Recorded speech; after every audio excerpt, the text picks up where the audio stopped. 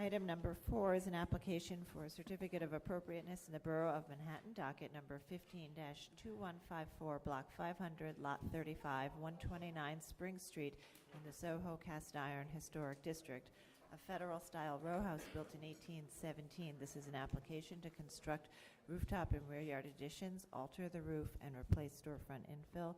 This was read into the record on April 1st and is being presented for the first time today.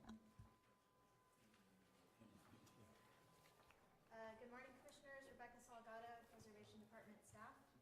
Subject property is on the north side of the street between Green Street and Brewster Street. So we're going to say You can yes. see the building right here. There's a photo of the building in its context, Are they in that? Yeah. historic tax photos, and a current photo of the building. The applicant proposes alterations related to converting the entire building into a single retail space. The applicant proposes to replace the existing storefront infill, which was approved under LPC permits in the 1990s. The new storefront infill would have one entrance to the building rather than two, would have steel infill and an exposed brick pier and sign band. The applicant also proposes to entirely reconstruct the pitched roof and install slate shingles on the roof to match the historic condition. The applicant also proposes a full-width rear addition that rises above the height of the historic rear facade. This rear addition would accommodate circulation for the new retail space. Here you can see the existing rear facade and proposed rear facade. So the rear addition would not be visible from the street. It would be clad in zinc panels. The applicant also proposes to raise the height of an existing one-story rear addition by approximately 1.5 feet and reclad the rear facade of that addition with a brick veneer. The rear facade of that existing addition is minimally visible from the alleyway on Green Street. The applicant also proposes to replace the primary facade windows, but that can be reviewed at staff level. And here's a rendering showing just the existing rear facade conditions and the proposed. And architect Andrew Oyama will further explain. Okay, thank you, Rebecca. A hearing will be opened with a motion and a second. Thank you. And this is read into the record, so we'll have a presentation and then we'll take testimony and have discussion. Thank you. Okay. Thank you. My name is Andrew Wyama. I'm from Principal's Office AO Architects on behalf of my client, Collection of Style, or COS, owned by H&M, who's actually been in the U.S. now for about 12 years. This will be the first COS store outside of Europe and here in the United States.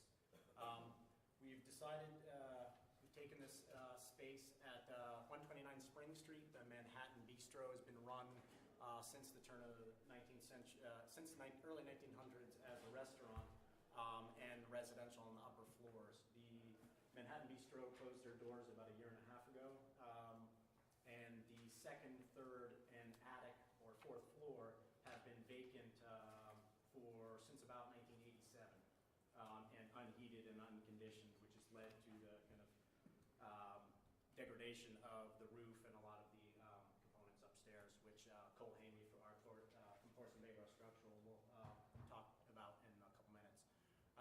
You can see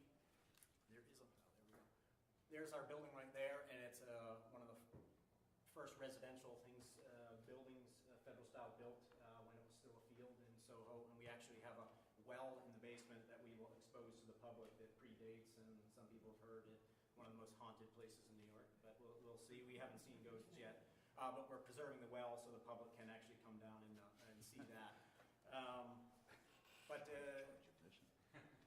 Going through, and looking at, as Rebecca pointed out here, we're a tiny little building in this kind of canyon of the larger buildings on either side of us. This is coming down Green Street, and this is our egress alley that goes in, and so we're pinned in where you can just see about 18 inches of our rear facade, which isn't the original rear facade. Went through the tax photos of 1940. One thing to look at is the double hung windows were far bigger and actually went down to the slab level. Some point, it looks like in the 60s, there are these metal casement windows that were put in and brick infill right here. So we're proposing to remove the brick infill and recreate the original federal style windows and add in actually 2/2 wood windows in the, and do a complete restoration of the existing brick above. Sorry, you're actually, it doesn't, you're dropping the sills there? It doesn't. That's not our, It doesn't, oh, okay, yours is, okay. here, you'll see here that we're dropping these sills right here down to about that line right there. That's is the new. original line.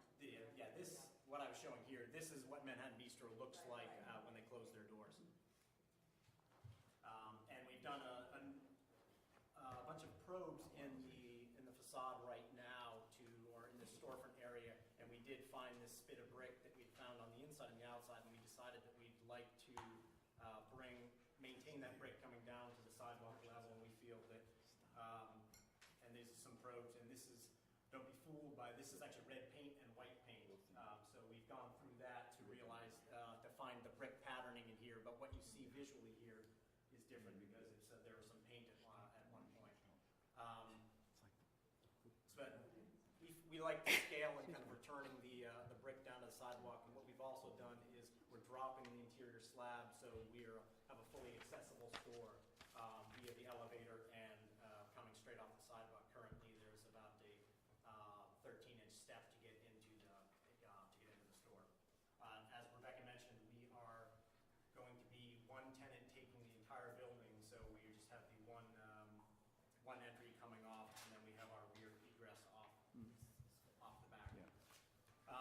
This is the existing section as it stands today, looking west, and in our what we're supposed to do, and the problem with our building right now is the second and the third floors are about 900 square feet, and we need a second means of egress and an elevator. And so what we've decided to do is, this is the existing building line here, is to put our fire stair and our elevator essentially on the outside of the building on the second, third, and fourth floors, in order to keep our a bit more real estate on the inside, so we can get about still around 800 square feet of floor that can be used on those areas. And we've raised our parapet, as she mentioned, slightly to get a proper roof slope and to replace the degrading roof that's actually that is there right now. And we will put units back essentially where they are today, just more modern units, and removing the restaurant. Right now there's a blower and restaurant equipment up there. This is our section from looking straight across Spring Street, where our elevator, top of our elevator is 12 inches below the ridge line, but still it's nowhere near visible. And so what we've done is a roof restoration. Currently there is an existing slate roof there that is silvered over with a rubber membrane and silver paint.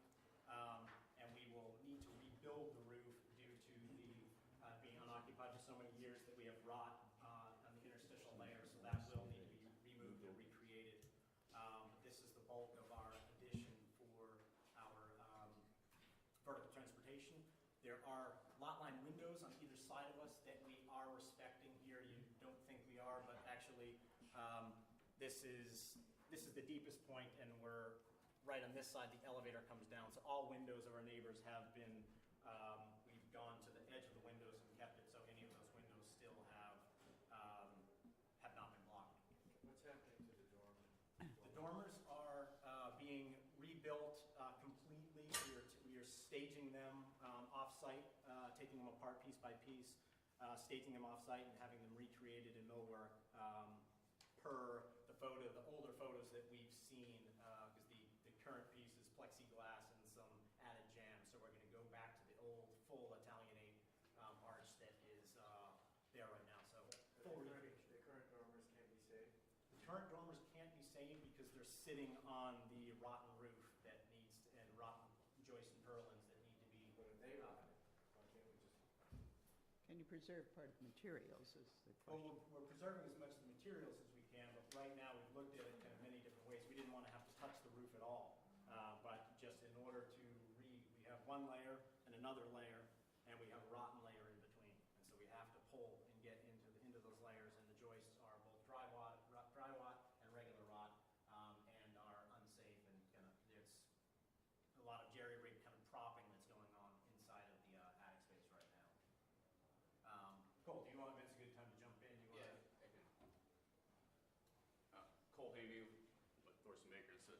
structural engineer. We've been out to the site half a dozen times to investigate this roof. And currently, as you can see in the photos, as you can see in this photo, the majority of the roof rafter has a severe level of degradation in it. And at this point, these roof rafters aren't even really being supported by the exterior walls, which was intended to support them. They've rotted to the point where you can see these little posts that are sitting up, coming up off the floor. Those posts have been, as Andrew described, kind of jerry-rigged to support the roof. And the roof right now isn't being supported by the structure as was ever intended. The roof sheathing is highly rotted, and it's beyond salvageable at this point. The joists, in order to repair them, you would be looking at removing all of the rot, and that would remove roughly 70% of what the joist is. The only spot where there isn't rot on the joist is really up at the peak of the roof. Because of how bad it's rotted, the roof doesn't engage any of the structural sidewalls as it should. So it kind of just floats out there, which kind of creates a problem for us from a public safety standpoint. And that's really where the big issues with the roof are, is it's not really attached to anything. I'm quite honestly amazed that it survived the storm when it came through a couple years ago.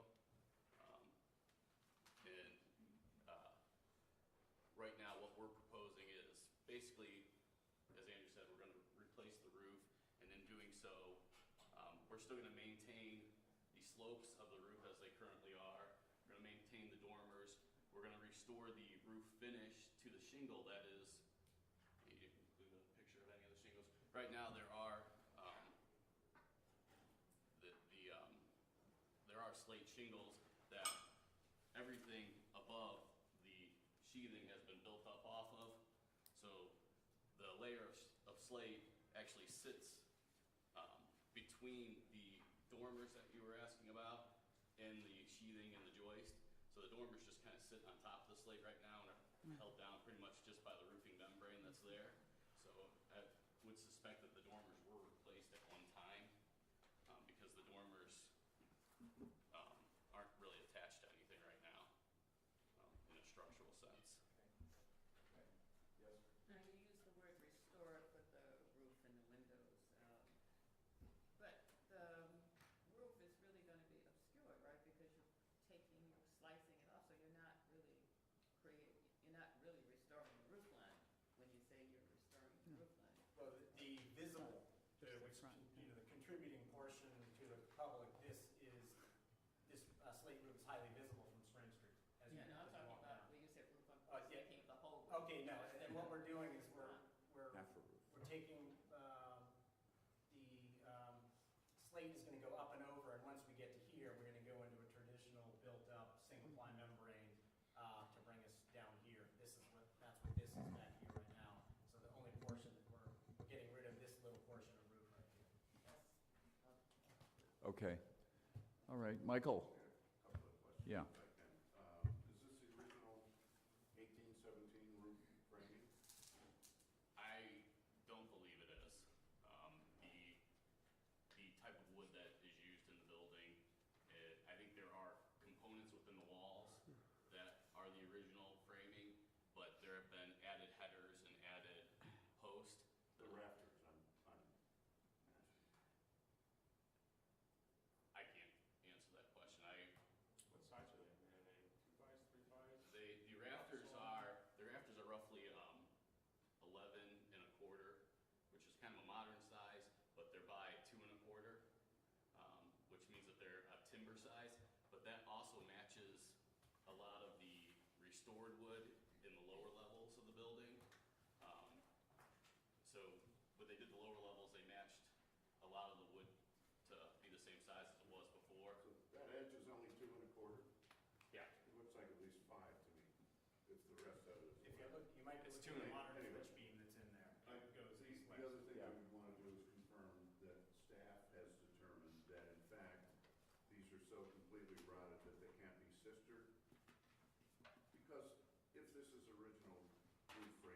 important. It's an important artifact, and I appreciate the lengths that you've From gone a to. code point of view, they can. If they're changing the use of the building to a No, commercial. commercial use, would you leave it as a wood roof? You know, if they're changing the C of O, you have to upgrade it. Well, what was the use before? Is it residential above? Yeah. Does the CO reflect that?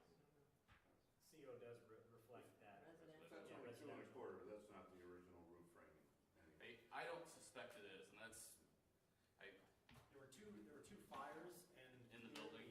The joists on the, but the joists on the third floor, that are supporting the third floor, and the second floor are clearly like 70s, 80s lumber, slick. Can I ask you a horrible But question? Do you have any idea where the slate came from? Is it Vermont or is it Pennsylvania? Because that'll tell us. I'm sorry. No, That's a good, we're bidding the project right now. So We right- have contractors yeah, looking but- at where to source the slate, and so we don't have the answer That yet. would help tell you. take a guess on one of those two states, and we don't know whether it'll be the one that's, It's No, much but- bluer, so I'm thinking it's Pennsylvania, actually. Okay. and really, right now, with what's exposed of the slate roof, yeah. we don't have, I'm sure that piece that you brought in is something that you pulled out I pulled out from one of the sides under the dormer. I mean, so, Right. Okay. Yes, Roberta? But there, is there no way we should look at other ways to accomplish what you want, to have your store going up all of these floors, but without obscuring that roof and the roof line? I mean, I know it's not seen from here, but the roof line, even if the material is not the original, it seems to be original. Is there a way to design to have your stair come out without obscuring that whole rear? In order to get the stair and the elevator up to the fourth level, there's no way without partially obscuring. The only way we could do is a exterior kind of fire stair, or that could be applied to the exterior of the building, and then the elevator would, of course, obscure 7-foot portion of the 23 feet portion. But so the elevator would always, going up to the fourth floor, obscure, because it needs to go up about 13 feet below, above the floor it serves. The stair could be done as an open stair, which we've talked about with the building department, and unless there was some sort of working together, they would maybe allow, but for this, what's that? He's I'm talking saying to about, give visibility to the roof line and to, just answering her question, which is something that just didn't make any sense for us as far as the use of the building. But actually, if your client had said to you, I really want to maintain the shape of this federal period building, and I also need a second means of egress and an elevator, you could have come up with a solution that would have met the client's needs. For instance, pulling, this is now a commercial use, so you only need a 20-foot rear yard, right? So. We don't need a rear yard at all, actually. You don't need a rear yard at all, so you could pull the housing for both the elevator and the stair away from the building and connect it with a bridge, for example, even if it's an enclosed bridge. I mean, there are ways for you to accomplish this if that was what your client had Yeah, asked you to do. we could do a kind of remote stair tower would still block, if it was purely to the idea of saving the federal Yes. section, volume section, 100%. There are other things that we could do by pulling things way out, but still it would be obscured and unvisible from But it'd be anybody but someone servicing the reversible. unit on the roof. reversible. Okay, any other questions? Just Yes. just wanted to Yeah. line those up. So you were saying you were restoring it to the original size, but it didn't look like you were going down as far as you were saying it was on that first picture. So are you, or is it just? We are going down to, right you have to here. compare it with the other, that You see this window? The tax roll. Comes up here, and then we're going down to the bottom, so the current windows are up this high. Yeah. So that's the point of the tax photo. Okay. Anyone else? Anything else? You completed this? Anything else you all want to add? You're done. Fred, question, then I'm going to go to testimony. Thank you. Sign?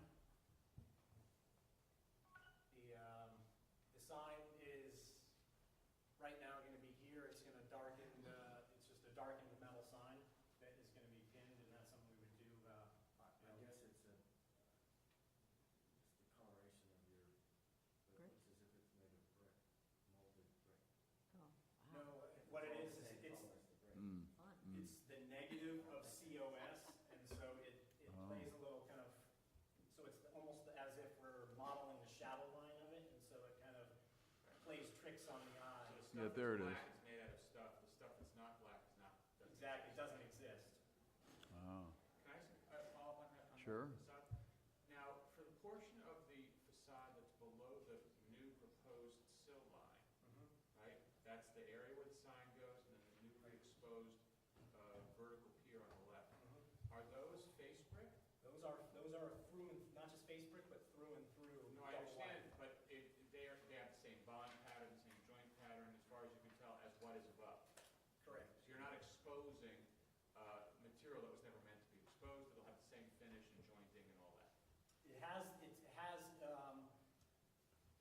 same jointing of what we've seen so far. This whole zipper here was actually replaced at some point, so this bonding is a little different. But from what we have here and over in here is the same bonding going down. Right. Mixture. I don't know if it was ever meant to be exposed, but we've seen other buildings in the city that do have this little bit that I comes just want to down. make sure that when you pull off all that woodwork, which appears to go back a number of years, that you're not going to find a kind of, messy, bad, never meant to be seen face. One thing we found actually we did some more probes over the weekend, so to let you know, I think it's right about here, here, and here, limestone coining that actually ties the two wides of brick that are, so there's actually kind of a little a couple of pieces of chunky stone that Your intention would be to leave those? to leave those. I'll show you this image of Balenciaga store. This is in, you see these Yeah. pieces right here. It's very similar to what happened at this Balenciaga store, which is on Mercer Street. good. Okay, we'll go to testimony, come back to you. Thank you very much. Thank you. And Barbara Zay, please.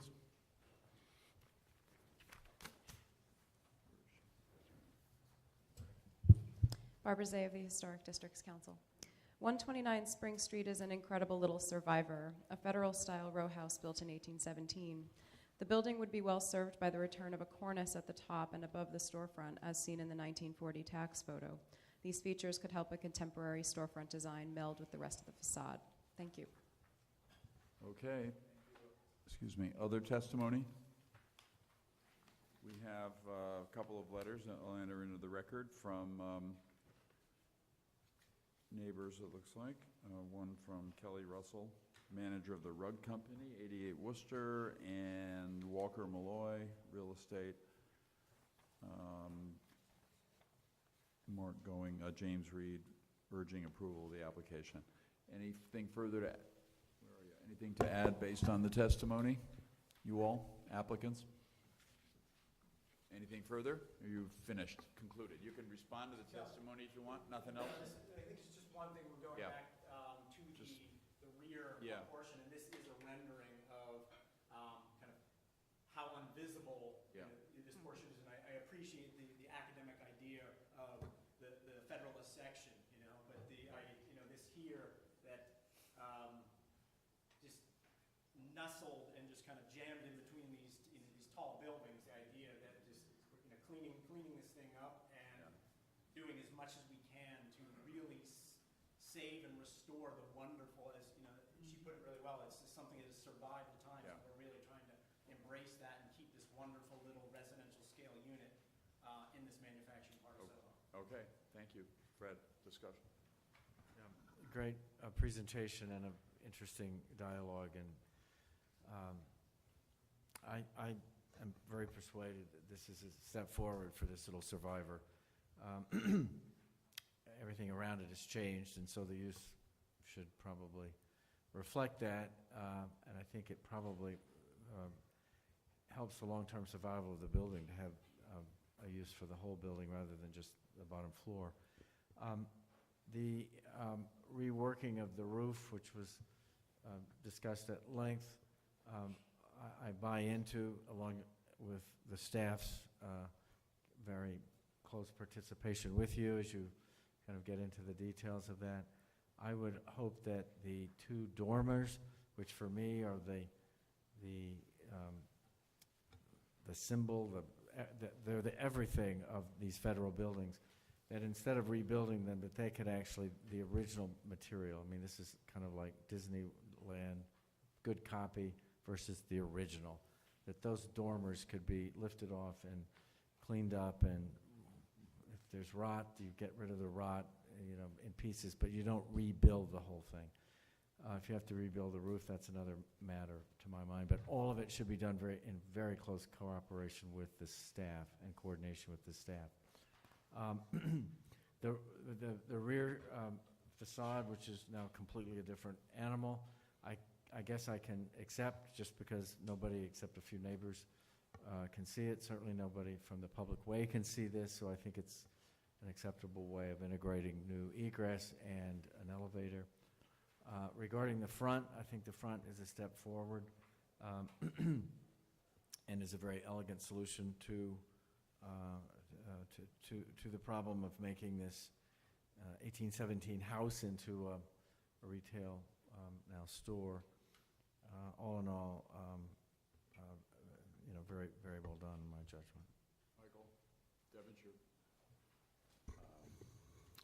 This may be a survivor, but it's, I think, unfortunately, because of the treatment it's received, it has become, by default, the runt of the litter of early 19th century buildings in New York City. I mean, when I look through your drawings, I look through the photographs, I mean, you've got sheet metal lintels, which are not original. It appears to me that this thing has been worked over tremendously in the time that it's been with us. And as a result of that, as much as I'm a stickler for maintaining original material, I'm not quite sure, with the exception of the Flemish bond on the front facade, how much original material is here. That said, what I would like to find out, Mr. Chairman, is if there is some process by which we can require photo documentation of this building as it's being dismantled, because even if it is an alteration, if there's a lot of later alteration, this is important information for us. Yes, we will take that. I'll ask the staff to pursue that with, when they work with on all That's of this. great. And I think it's an excellent idea, and hopefully you will agree to that. And I'd Fine. like to say, Yeah. COS, our brand, Okay, all of the buildings in Europe, we're in historical buildings, and Got that's what it. they embrace and want it to be. so then Yeah, they will well, be. there are different levels of Right. attention to that. That's a kind great of idea, and then we'll ask that you do And- that as and part of so the process. I think the only thing that I would ask is that you make this somewhat not the runt anymore, and be more replicative with your storefront, to include a sign band and a minor cornice at least there, and certainly a cornice that would be replicative of a federal period cornice at the top. Doesn't have to be a exact, the old ladies are crying replication, but at least a nod toward the federal period cornice that we would have had. Anyway, thank you. Okay. With regard to the Yeah. rear facade, I Yeah. think you're right on the game there. So thank you. Okay. I think that, we've treated other federal period houses with great care, and I think there's no reason why we shouldn't do the same with this one. They are as, on the old end of what we get here in New York.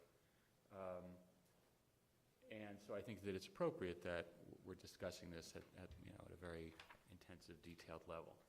But as Michael and Fred were kind of suggesting, I think that there's a balance here between the Disneyfied restored, such a pejorative thing with that, unfortunate, but between the restored, the reconstruction, and the restoration.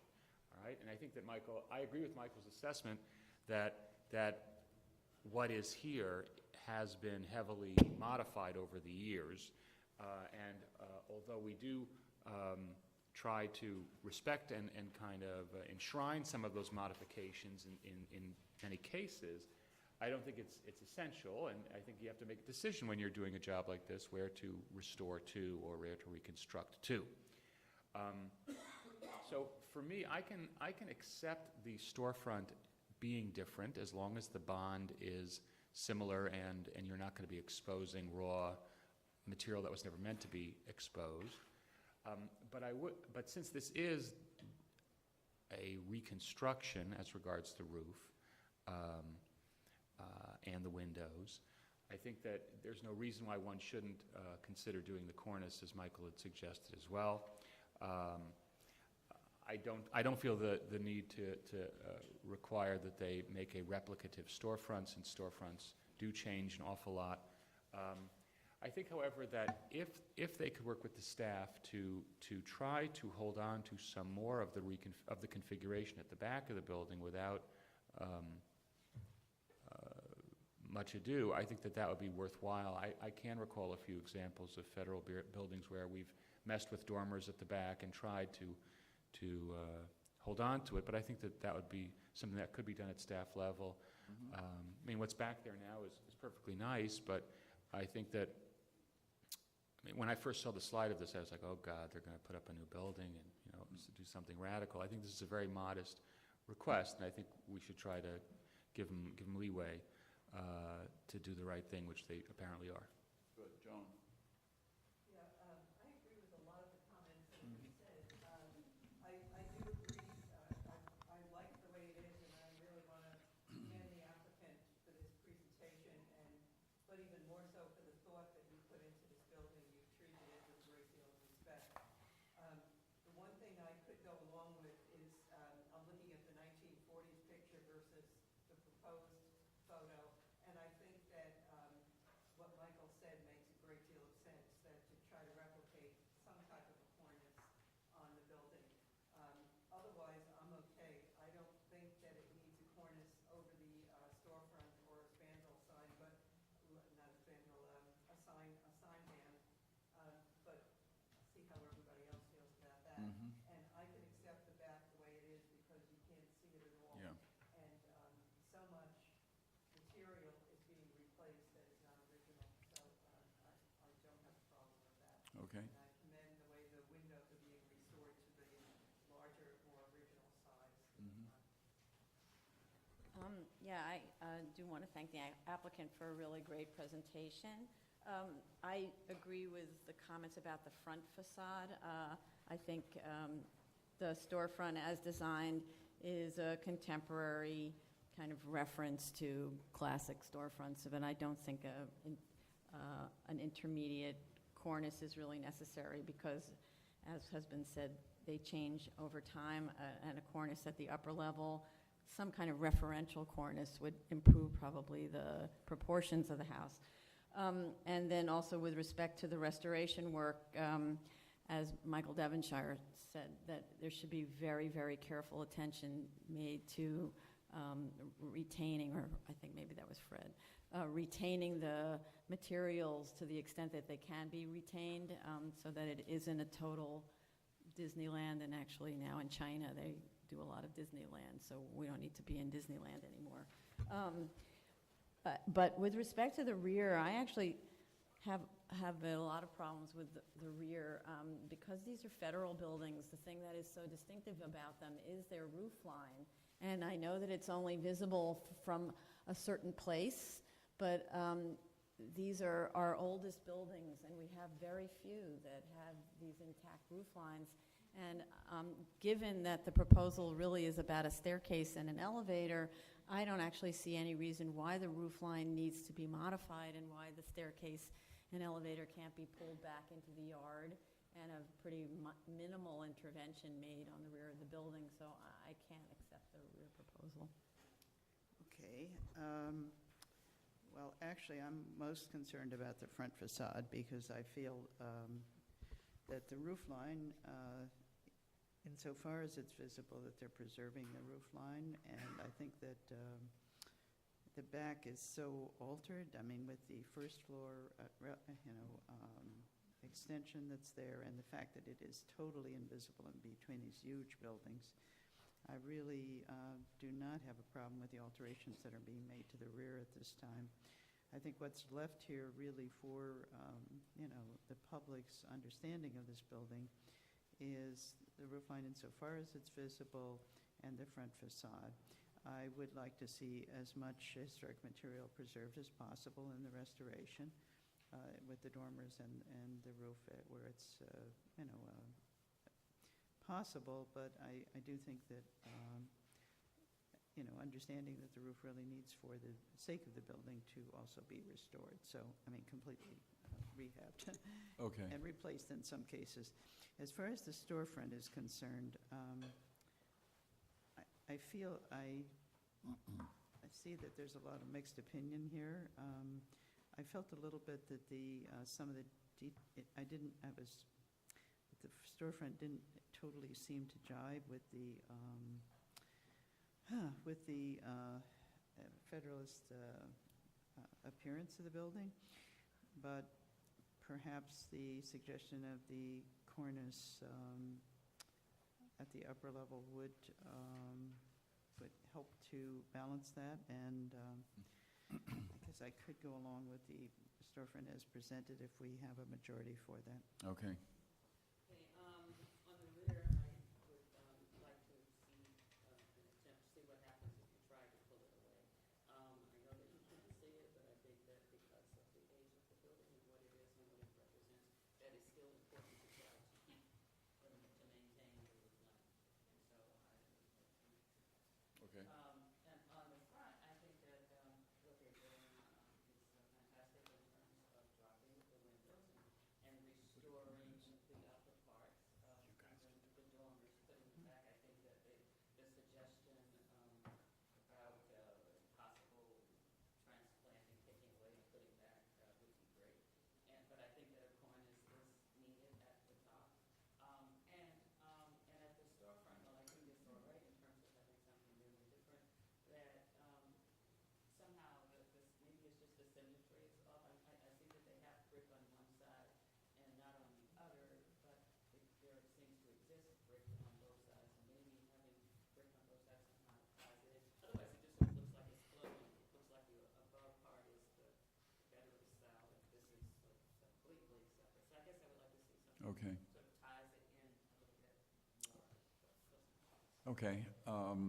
I think I agree with many of the comments. I think the cornice issue can be resolved by the staff based on what we've heard, and everything else that I think there is a consensus for approval. And we will also, the staff is aware that, and you've already agreed, that the photo documentation, critically important, should be done in concert with that effort. And we'll close the hearing now with a motion and a second. And Michael Goldblum, you could configure this, please? My best. Okay. Regarding 129 Spring Street in the Soho Cast Iron Historic District, the application is to construct rooftop and rear yard additions, alter the roof, and replace storefront infill. Regarding the rooftop and rear yard additions, I recommend approval with modifications, finding that the rear facade of the building has been previously altered with construction of one-story addition that extends the full depth of the lot and other facade alterations, that the proposed rear yard addition will not be visible from any public thoroughfare, that the use of contemporary materials, including zinc cladding on the rear yard and rooftop additions, will allow them to read as clearly modern additions to the building. However, the applicant will work with staff to attempt to retain as much of that material as possible, including, if at all possible, the roof profile. That the proposed window openings help break down the monolithic appearance of the additions, that the block does not have an open and cohesive green space, and the building is hemmed in by large buildings and other large rear yard incursions. Therefore, the proposed addition will not diminish any appreciable sense of green space. That reconstructing the full lot rear yard addition at a taller height with brick masonry will largely maintain the current condition, even at a slightly larger scale.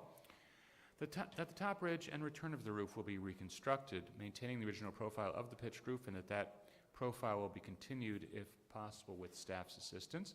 That the building is not part of a continuous row, therefore the proposed rooftop addition will not diminish a consistent or unified historic character of the rear facades of the roofs and roofscape of this block, and that the proposed work will not diminish the special architectural and historic character of the building's Soho Cast Iron Historic District. With regard to the storefront infill, I recommend approval with modifications, finding that this federal-era building has been altered to adapt to the changing styles and uses in this district over time, and has taken on an eclectic appearance, that the existing modern storefront infill is not historic, and therefore its removal will not result in damage to significant architectural features of the building, that the proposed storefront infill within the masonry opening is a modern interpretation of a traditional storefront, which could relate to storefronts found on other buildings within the streetscape and historic district. However, the applicant will work with staff to create a design for a new cornice at the top of the building that would be appropriate to this style and district. With regard to the alterations at the roof, I recommend approval with modifications, finding that the replacement of historic pitched roof and existing asphalt shingles with new and/or salvaged slate to match historic roofing material will bring the building closer to its original appearance, that the roof framing is badly deteriorated and structurally unsound, warranting its replacement, that providing a watertight, stable roof will serve the long-term preservation of the building, that the proposed work will not diminish the special architectural historic character of the building, so Cast Iron Historic District. However, the applicant will work with staff to retain as much of the historic material as possible, including the finished material on the dormers, and the applicant will document the reconstruction process for the official record. Second, all in favor? Aye. Opposed? Okay, approved, thank you. Okay, Commissioner.